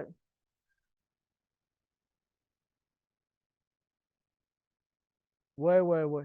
Il y en a qui m'ont parlé de ça. Oui, oui. Ah oui? Lui, il disait qu'il y avait le terrain en avant aussi, qui descendait jusqu'à l'école. Notre-Dame de Fatima? Des Neiges, excusez-moi. Oui, c'est ça. Oui, le boulevard Gastonguay, ouais, c'est ça. Porte le nom, c'est ça. Merci, je me suis trompé de nom d'école. Ben, il y a des gens, ben, M. Gastonguay, Louis, m'a dit que c'était une très, très, très vieille maison. Deux choses par rapport à ça. Il faudrait que je réussisse à aller voir dedans. Mais c'est possible, des fois, avec ces vieilles maisons-là, là, ça, c'est une maison mansardée. Des toits comme ça, c'est à peu près 1860 qu'on commence à en faire. On brise la ligne du toit là, pour faire une lucarne comme ça. Mais des fois, on le fait volontairement dans une maison. On veut comme agrandir parce qu'on est tanné de se promener de même au deuxième. Fait qu'on brise le toit volontairement et on refait le toit. Puis ça, on peut le voir dans la structure du toit si on fait ça. Ça serait un super bon indice pour aller le voir. Sinon, faire une carotte dans une poutre pour faire ce qu'on appelle la dendrochronologie, c'est-à-dire mesurer les épaisseurs des anneaux de croissance des arbres. Ça, il y a des scientifiques qui sont capables de démontrer ça. Bon, ça coûte quelques centaines de dollars faire ça. Puis, mais ce n'est pas impossible que ce soit une très, très vieille maison. Mais le look, hein, l'architecture actuelle ne nous dit pas que c'est une très, très vieille maison, mais ce n'est pas impossible. Parce qu'on voit ça des fois. Pas loin, ouais, monsieur.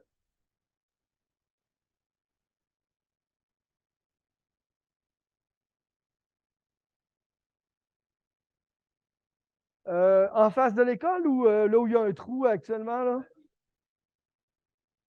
Ouais, ben là, j'ai rien là-dessus ce soir, là, mais on pourrait. Ça va faire partie c'était des savants aussi, ouais.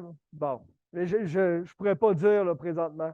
Mais en face de l'école, là, on a démoli une aussi, hein? Puis on a construit un deux logements. C'était Mme Jobin, Simone Jobin qui habitait là. Elle venait souvent à la Société d'histoire avant. Elle était professeure à l'école Saint-Claude. Puis elle avait étudié là aussi, Simone Jobin. Elle nous avait dit ça. En tout cas, elle avait étudié là. Parce qu'on, oui, oui, on a des relevés de notes.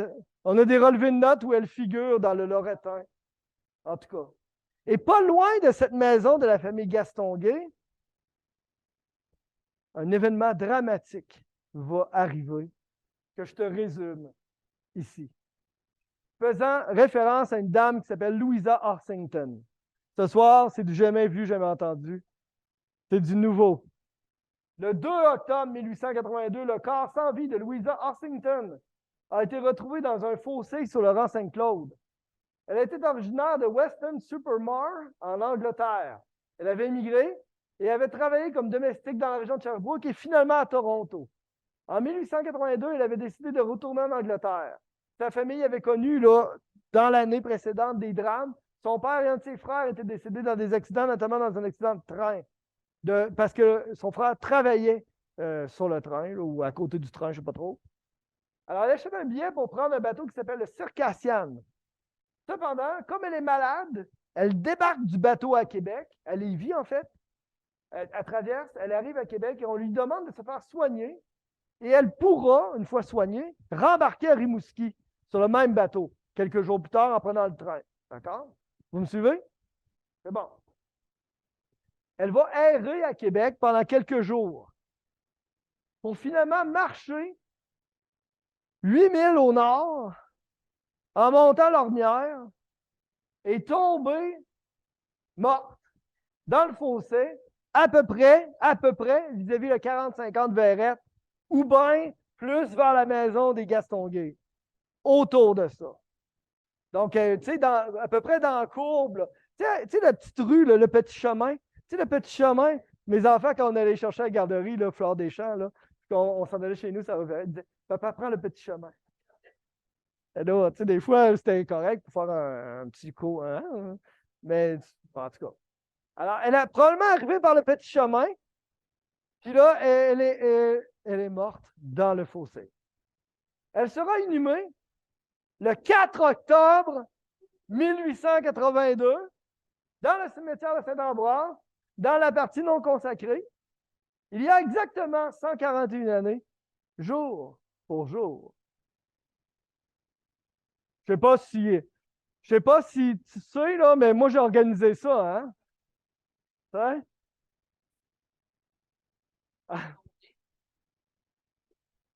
C'est la Saint George Society of Quebec qui va couvrir les frais liés à son décès et qui va communiquer avec la famille en Angleterre. Cet organisme aidait les immigrants et les pauvres provenant d'Angleterre et du Pays de Galles. J'ai trouvé le lien pour la Saint George Society hier. D'accord? Parce que je n'avais pas lu toutes les nouvelles autour du décès de Louisa Orsington dans les journaux. Et j'ai lu les nouvelles que je n'avais pas lues sur elle. Et c'est là qu'on fait référence à des lettres que cette Société de Québec a reçues de la famille en Angleterre pour dire ça n'a pas de bon sens, elle a vu la police, ils l'ont laissé aller, pourquoi ils ne l'ont pas amené à l'hôpital se faire soigner, blablabla. En gros, ça disait ça. D'accord? Alors moi, je dis, où c'est que c'est ça, la Saint George Society of Quebec? J'ai communiqué avec nos collègues de la Literary and Historical Society of Quebec. Tu sais, le Morin College, tu connais ça, le Morin College? Alors, ils m'ont répondu, nous avions ces archives, nous les avons déposées aux Archives nationales du Québec. Je suis allé voir le fonds aux Archives nationales du Québec en ligne et il n'était pas numérisé. Ah, et ça, c'était hier, il était trop tard. Alors, à suivre de ce côté-là, attention! Le Courrier du Canada, une triste affaire, le 3 octobre 1882. Hier matin, vers 9 h, un cultivateur de la longue queue, Saint-Ambroise. Ça, tu sais, comment ça que tu appelles ça la longue queue, s'il te plaît? A trouvé dans un fossé sur le bord du chemin le corps d'une femme âgée d'une trentaine d'années, sur laquelle on a trouvé des papiers qui font voir qu'elle se nommait Mademoiselle Louisa Orsington et qu'elle devait partir samedi pour le Circassian pour l'Europe. Le docteur Stansfield, James Stansfield, lui, il habitait sur la rue Racine. Tu sais, laisse-moi dire, Pizza Racine. Chez Jean-Baptiste Cloutier. Hein? Il habitait là. Concentre-toi. Pizza Racine. Là, je t'ai rendu où? Oui, c'est ça. Pour le docteur Stansfield, Saint-Ambroise a fait l'examen post-mortem. D'après son rapport, cette personne serait morte d'une inflammation d'intestin. Un des papiers trouvés sur la défunte, signé de V.D. Ruplu, la recommandait aux conducteurs du chemin de fer en leur disant que Mlle Orsington, ayant été empêchée par la maladie de prendre passage à bord du Circassian à Québec, désirait s'embarquer à Rimouski. On ne peut expliquer, et c'est ça le mystère, de quelle manière Mlle Orsington s'est transportée de Québec au lieu où elle est allée mourir, distant de 8 milles de la ville. Tout ce qu'on sait, c'est que dimanche soir, elle est entrée dans une maison de cultivateurs à la longue queue.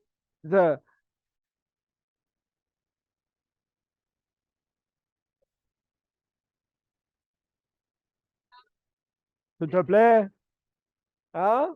On se calme? C'est l'endroit, hein? C'est ça?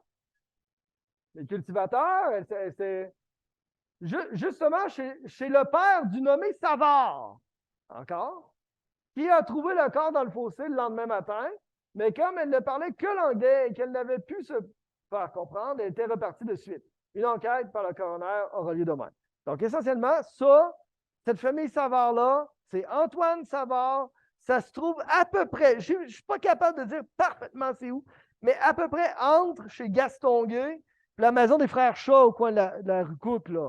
OK? Vis-à-vis la sortie du petit chemin. D'accord? À peu près là. Ça, ces Savard-là, ses parents, leurs descendants, c'est les Latulippe qui vont habiter dans ce secteur-là. Vous avez peut-être déjà entendu parler de la famille Latulippe, là. Aussi, là, il y avait eu Dona Savard, c'est eux autres, OK? C'est ça. Je pense que c'est la Maison Jaune. La Maison Jaune, hein? En descendant, Verrette à droite en descendant. C'est ça, c'est eux autres. À peu près là.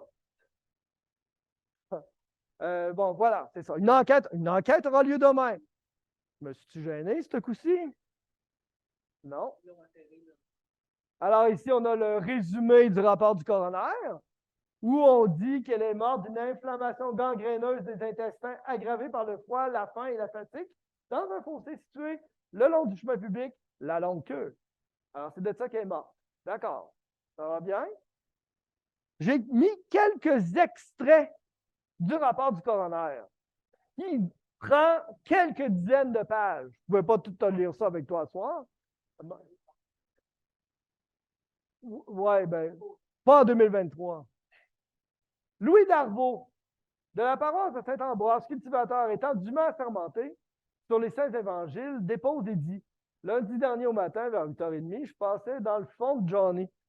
On ça, le fond de Johnny? Vous avez déjà entendu ça?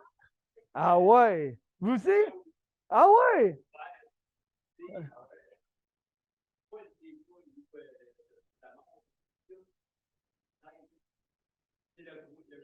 Oh, je sais où. Le fond à Johnny. Ah ben, je suis con. Qui était le moulin.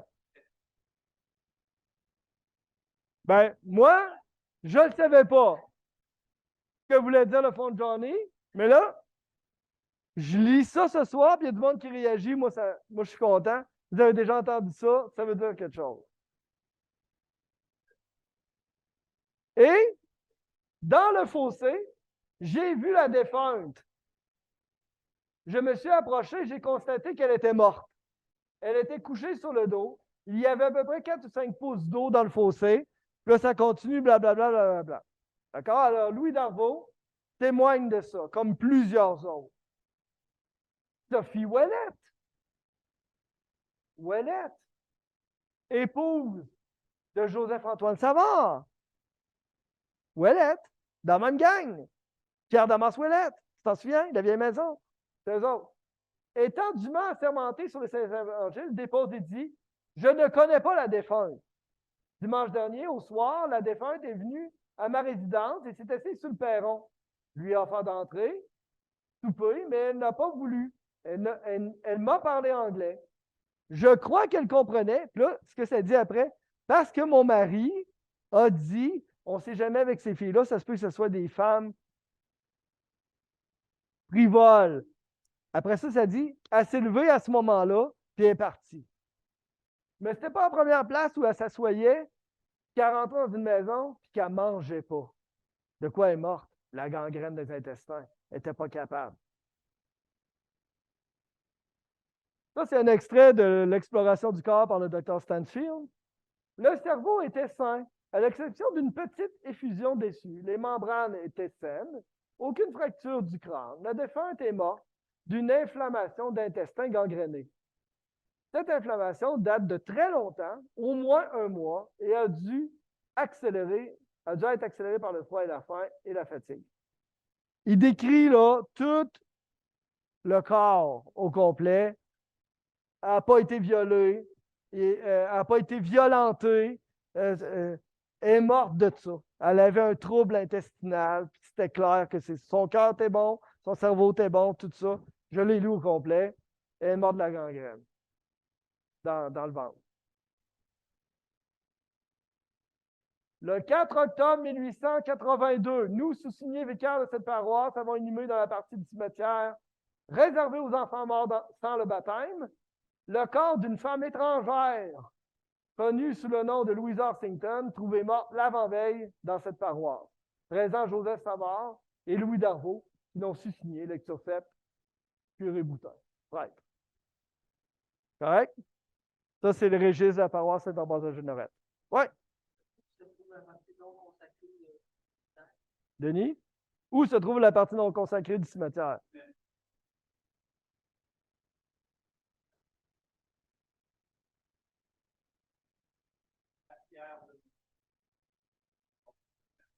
Ouais, ouais. Mais en 1882, avait-on ouvert la partie arrière où on enterrait encore en avant? Ouais, ouais, en arrière.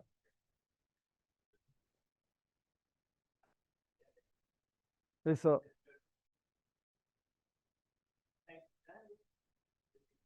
Le long de la clôture, à l'est, en descendant rue Giroux, à peu près. Non, non, non, il n'y a rien. On ne le sait pas. On devine que c'est là, mais on ne sait pas. Oui,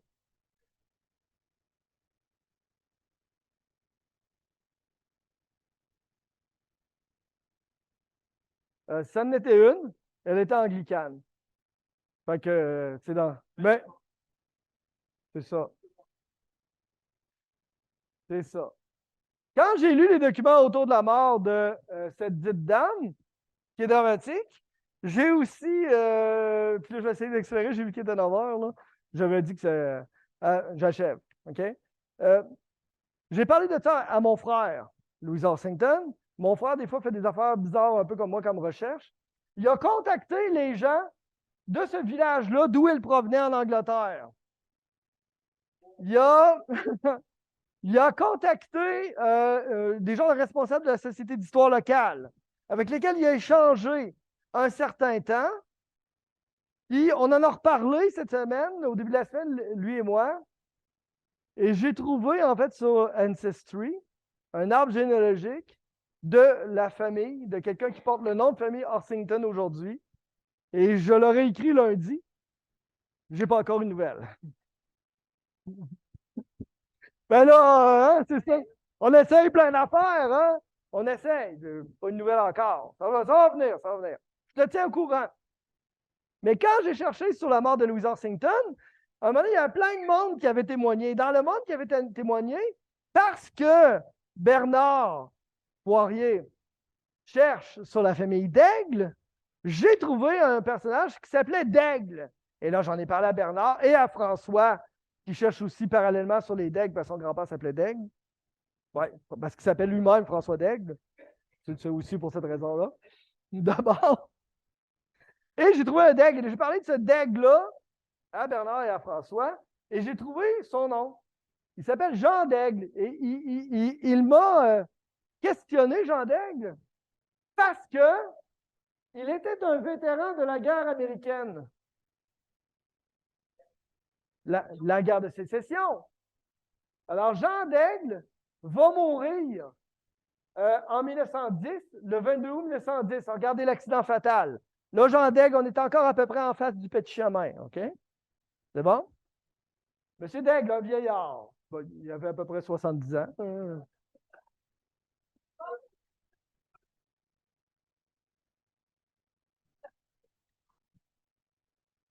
J'aimerais faire lever la main à ceux. Alors, un triste accident est arrivé avant-hier à la Jeune Lorette. M. Jean Daigle, citoyen bien connu, était à la porte de sa maison quand tout d'un coup, un cheval échappé appartenant à M. Cardinal arriva vers lui à une vitesse tellement vertigineuse que M. Daigle n'a pas eu le temps de se sauver et la bête lui passa sur le corps. Les témoins de l'accident se portèrent à son secours et un médecin fut mandé en toute hâte. Malgré tout, les soins possibles, la victime succomba de ses blessures hier matin. Le défunt était âgé de 70 ans. Le coroner tiendra une enquête cet après-midi. J'ai-tu fait venir les documents de l'enquête? Du coroner? Ben oui. Il est mort d'une fracture du crâne, puis ça dit à peu près rien. Il y avait ses filles qui étaient assises dans le balançoire en arrière, qui ont juste eu le temps de faire puis il était trop tard. C'est ça. C'est à peu près ça que ça dit. Des fois, c'est le fun, mais des fois, c'est décevant un peu, mais c'est bon. Jean Daigle était forgeron. C'est vrai que Jean Daigle était forgeron. On avait déjà dit ça, j'avais oublié. Hein? Ça, c'est spécial. Hein? On voit, ouais, en tout cas, oui. Évidemment, c'est une excellente question. De quel côté s'est-il battu dans la guerre américaine? J'ai contacté mon collègue Luc Laliberté, que vous connaissez dans les médias, qui parle de la politique américaine à LCN, entre autres. Il enseigne l'histoire au Cégep Garneau, comme moi j'enseigne l'histoire au Cégep de Lévis. J'ai écrit à Luc en juin. Il ne m'avait pas répondu. Je l'ai relancé hier pour m'aider à trouver de l'information dans les archives américaines, étant spécialiste de l'histoire américaine, sur Jean d'Aigle, pour savoir de quel côté il s'était battu. Je ne sais pas pour le moment. C'est en attente. Ah, que voulez-vous? Et là, je regarde ça, moi. Monsieur Cardinal, ça m'a fait penser à une autre affaire. J'ai dit, ah oui, c'est vrai. Il y a le bonhomme Cardinal qui était impliqué dans le meurtre de son beau-père, le bonhomme Dion.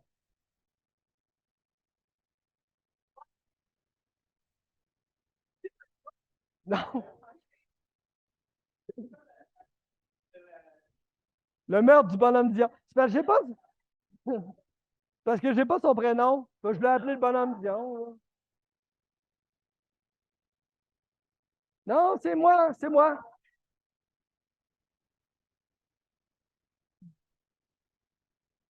Bon, comme il va être fastidieux de lire ça, je vais te résumer l'histoire.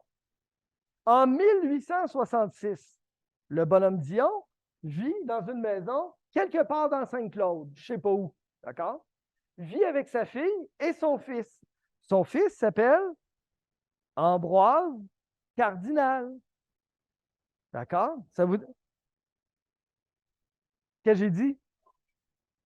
Son genre. Il est tard pour moi aussi. Et ils vivent ensemble. Et là, apparemment, il y aurait eu une chicane autour du testament du bonhomme Dion qui allait prendre effet suivant une modification dans quelques jours. D'accord? Et qui déshériterait Cardinal et sa femme. D'accord? Alors, ça, c'est le contexte. Et là, le bonhomme Dion fut amené dans la forêt derrière, quelque part, je ne sais pas où, je ne sais pas c'est où, dans la forêt de la Longue-Queue. Et là, le bonhomme Cardinal, Ambroise Cardinal, tue son beau-père d'une balle dans la tête. Bang! Ça ne s'arrête pas là. Il ne veut pas se faire accuser. Il va lui couper la tête. Assez bas. Je dirais là, c'est plutôt bas. La tête va disparaître. On ne retrouvera jamais la tête. Donc, si jamais il y a des gens dans la salle qui s'amusent à aller faire des recherches des fois, si vous trouvez une tête, vous me le direz.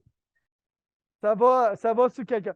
Et là, pour laisser croire qu'il aurait été attaqué par une bête sauvage dans la forêt. D'accord? Et là, on raconte l'histoire en 1870 qu'on arrête Cardinal et la fille du bonhomme Dion, qu'on les écroue en prison pour faire une enquête puis un procès.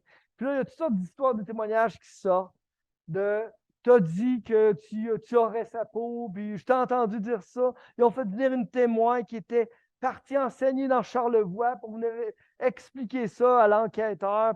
Une histoire pas possible de meurtre, de tête coupée dans la forêt de la Longue-Queue. En gros, c'est ça que ça raconte, cette histoire-là. Cardinal, c'est probablement dans la même famille du gars qui a échappé le cheval que tu es d'aigle.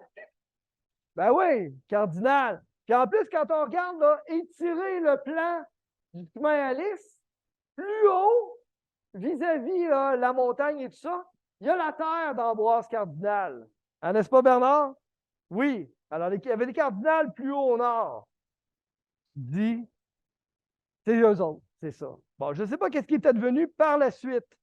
Bon, je n'ai pas trouvé le rapport du coroner autour du corps. Le corps était décapité, on peut dire ça.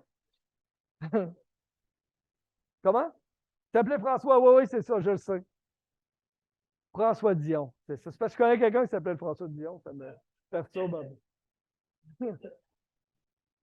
Alors voilà. Donc, un autre événement terrible et peut-être juste une dernière petite nouvelle là-dessus. Il appelait ça l'affaire de Lorette. Hein? Les trois personnes inculpées dans le meurtre de Dion en 1866 ont été arrêtées hier à Lorette et enfermées durant la soirée dans la prison de cette ville. Ce sont Ambroise Cardinal, sa femme née Marie Dion et Joseph Cardinal. Le magistrat de police a commencé ce matin l'enquête à huis clos. 2 témoins ont été entendus, puis l'enquête a été ajournée mercredi prochain afin de donner le temps de faire venir de la Malbaie une institutrice qui aurait, paraît-il, dit un jour à Ambroise Cardinal, je cite, « C'est bien que si je voulais, je te ferais prendre pour avoir tué le bonhomme Dion. » Bonhomme Dion.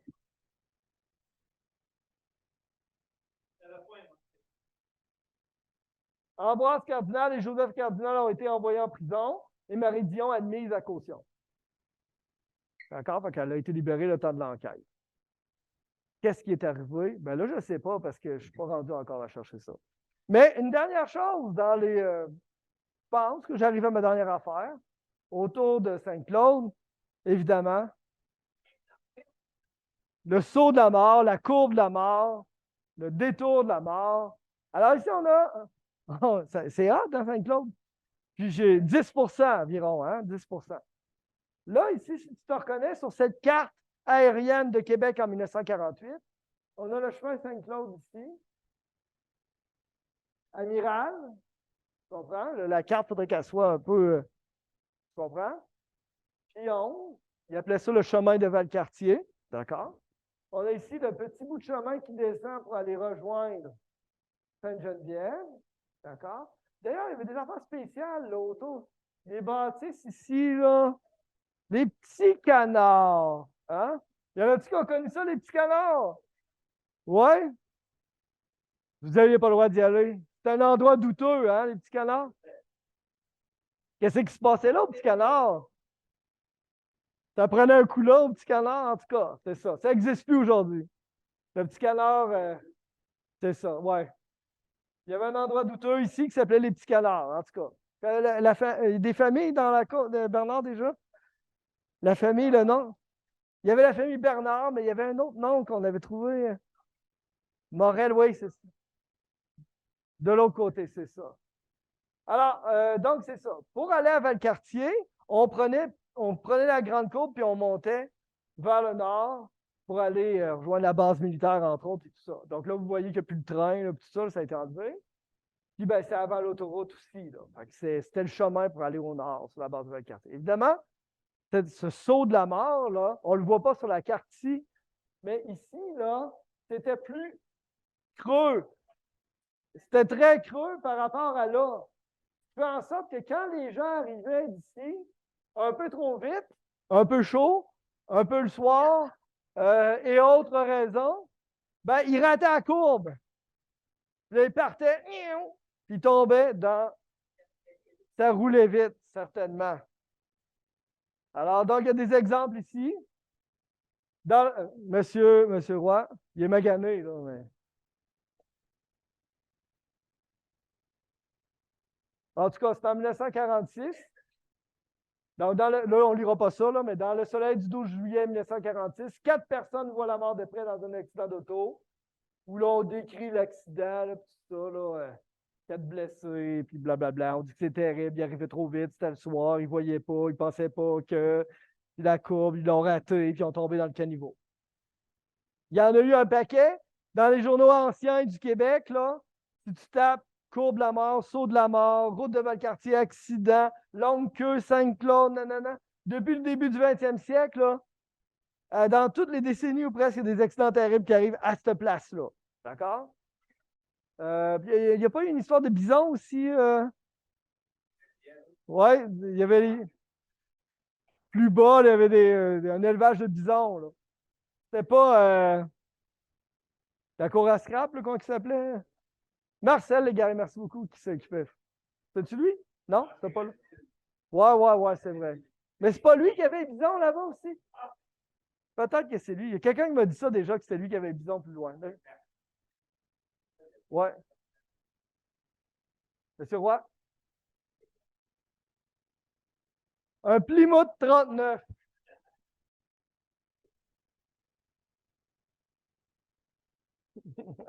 Ça se pourrait. C'est plausible. Alors, je vous en ai mis un autre ici, là, du 21 octobre 1955. Alors, les accidents se multiplient. Alors, à Loretteville, 2 militaires ont été blessés hier soir dans une collision entre un camion de M. Alphonse Ferland, qui habite au 248 avenue Plante, Québec, ouest, et un véhicule de la Défense nationale conduit par le soldat James Francis Novak dans le rang Saint-Claude à Loretteville. Encore une fois, on n'est pas capable de dire des affaires comme il faut. On dit le rang Saint-Claude à Loretteville. C'est pas à Loretteville, tu sais. Ben. Mais on disait ça à cette époque-là. Tu sais. Les...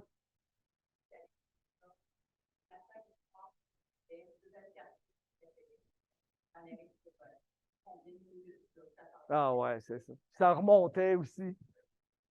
Ouais. Terrible. Terrible. Ça devait être terrible pour vous autres qui habitiez pas loin de là. Non, non. Alors, donc, les blessés sont le sergent Norbert Messi, 28 ans, et le soldat Claude Larivière, 23 ans. Tous deux ont été conduits à l'hôpital du camp Valcartier. Voilà. Ouais.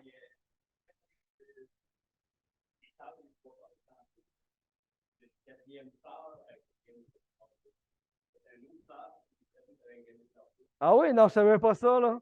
Ah oui, je m'en souvenais plus. Eh boy. Elle est décédée aussi? Ah ouais, mon Dieu. Elle avait été frappée en avant de chez elle, en avant de la maison. Elle revenait de l'école. Donc, on dit qu'il y a une autre des sœurs qui est décédée, là, frappée par. C'est terrible. Monsieur Savard. Le, le, le Edmond qui était décédé là, à l'incendie, il était mort dans l'étable, puis ils l'ont retrouvé là.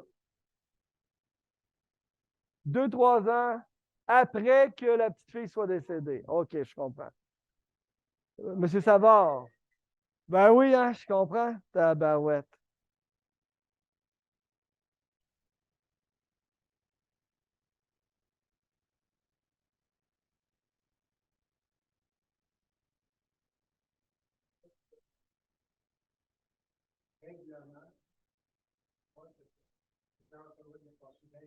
Vingt 000 à l'heure pour pas aller plus vite, pour éviter les accidents sur le chemin de Saint-Claude, entre autres. Là. Parce que votre grand-père, votre arrière-grand-père, c'est le forgeron, mais votre grand-père a été maire de Neuchâtel, Saint-Ambroise, de la Jeune-Lorette. Donc, vous êtes le petit-fils de Wilfrid Savard, voilà. Ouais. Qui était boucher en face de la forge, à peu près. C'est ça. Oui, maison mansardée, jaune, c'est ça. Qui était marié avec Eugénie Vincent, c'est ça, qui est un peu apparenté. Cousine à son grand-père, c'est ça. C'est ça. On y revient. Alors, il y aurait eu plein d'autres choses à raconter, mais je me sens obligé de te dire que les sources que j'ai utilisées ce soir pour monter ma présentation sont les suivantes. D'abord, la collection privée de Denis Paul pour la photo avec le cheval en avant de la maison de Dorothée Berryman. La collection privée de Mario Martel pour plusieurs photos là, de l'incendie et avec des camions et tout ça, là, ou le garage Luc Martel. Oui, c'est ça, là, exactement. Il y en a plein d'autres, là, je n'ai choisi juste quelques-unes. Collection privée de Georges Savard pour la photo de son arrière-grand-père. Collection privée de Normand Savard qui nous a été remise à la Société d'histoire pour le Moulin Assis. Les cartes et plans de BNQ, les journaux dans BNQ, les rapports du coroner dans BNQ, le registre foncier du Québec. Là, je ne t'ai pas parlé de ça, mais il y a aussi le registre foncier du Québec pour retrouver les titres de propriété à travers les différentes ventes, transactions, donations, héritages, testaments de l'ensemble des maisons sur Saint-Claude. J'en ai complété quelques-unes. La maison chez Wilfrid Savard, entre autres, elle est complétée. Là, j'ai la chaîne de titres au complet. La maison au coin Cook et Verrette est complétée entièrement aussi. Alors, donc, ça me permet de me donner du jus un peu. Divers fonds de BNQ, donc Bibliothèque Archives nationale du Québec. Les différents fonds de la Société d'histoire de la Haute-Saint-Charles, c'est nous. Les archives de la Ville de Québec pour quelques photos, dont celle de la maison Albeuf-Diboutet. Le registre de la paroisse Saint-Ambroise de la Jeune-Lorette, la copie de l'État civil, donc l'inhumation de Mademoiselle Horsington. La carte de Québec en 1948, c'est la carte aérienne que vous pouvez trouver en ligne facilement. L'arbre généalogique de Michel Larouche sur Ancestry, qu'on connaît aussi. Michel Larouche, c'est un cousin des Rochettes et tout ça, et des Lélinto, puis etc., etc. Et merci spécial à Huguette, oui, François Daigle, qui n'est pas là ce soir, mais Bernard Poirier, qui est là aussi, qui m'ont alimenté Puis, depuis quelques mois maintenant, là, c'est ça. Là, à un moment donné, ma blonde a dit, tu es en train d'écrire à qui? J'ai écrit à Huguette. Tu sais, c'est ça. On s'échange des photos, des documents anciens, puis des demandes d'explication. Tout ça. Alors, merci à tout le monde. Puis, ben, je vous remercie beaucoup pour votre participation ce soir. Alors, c'était un plaisir pour moi de vous partager ça.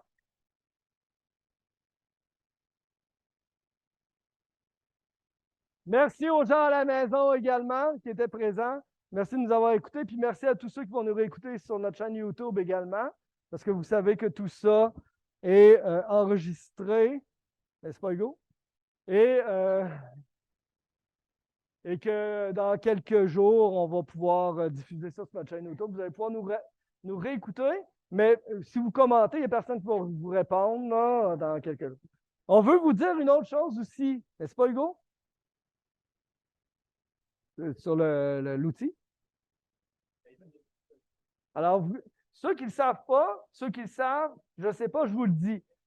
Hugo, durant l'été, a travaillé à un projet afin de rendre disponibles nos photos anciennes, nos publicités anciennes, et tout ça va être en ligne et disponible pour les membres à partir dans quelques jours. Et vous allez pouvoir vous connecter avec votre courriel avec lequel on vous écrit pour les invitations à la Société d'Histoire. Et vous allez avoir accès à plein de photos avec un petit filigrane dessus là, de la Société d'Histoire. Hugo!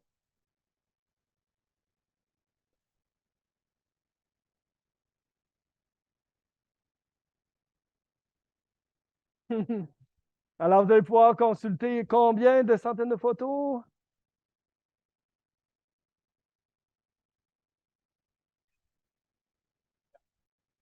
Donc, des commerces qui ont existé, dont on a des publicités d'avant 1949. Des photos.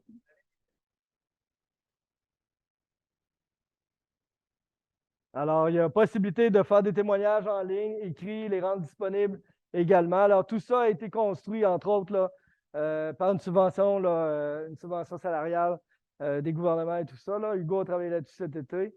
Puis, ben, comme membre de la Société d'Histoire, vous allez avoir accès à ça. C'est un travail gigantesque et que les autres sociétés d'histoire, dont les autres sociétés d'histoire vont être jaloux, clairement. Et on a rendu disponible quoi? 10%,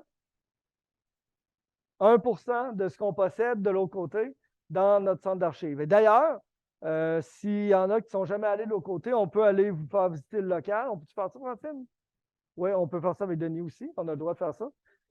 Puis, c'est ça, il y en a qui ne sont jamais venus de l'autre côté, vous pouvez venir. Sinon, on vous invite à notre prochain mercredi de l'histoire qui tombe le premier mercredi de novembre. Le 1er novembre, c'est facile à retenir. Merci de m'aider. Et le thème, ça sera sur quoi déjà? Je ne me rappelle plus. Je pense que c'est sur le recensement de 1931. C'est sur le recensement de 1931. Durant la dernière année, le gouvernement fédéral a rendu disponibles les données du recensement de 1931 qui avaient été conservées pendant 92 ans. C'est la loi. Après 92 ans, on les libère et là, nominativement, on peut consulter le recensement de 1931. Je vous fais une présentation là-dessus dans un mois, le 1er novembre. D'ici là, on est ouvert le mercredi après-midi, puis vous pouvez nous écrire puis aller visiter le site Internet, notre page Facebook, etc., puis notre local les mercredis, puis tout ça. Merci tout le monde, c'est un plaisir.